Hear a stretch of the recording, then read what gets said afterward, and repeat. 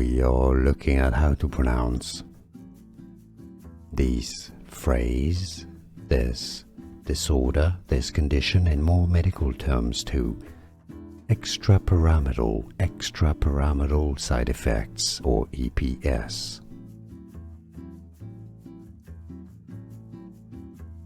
We are looking at how to pronounce this phrase, this disorder, this condition, in more medical terms too.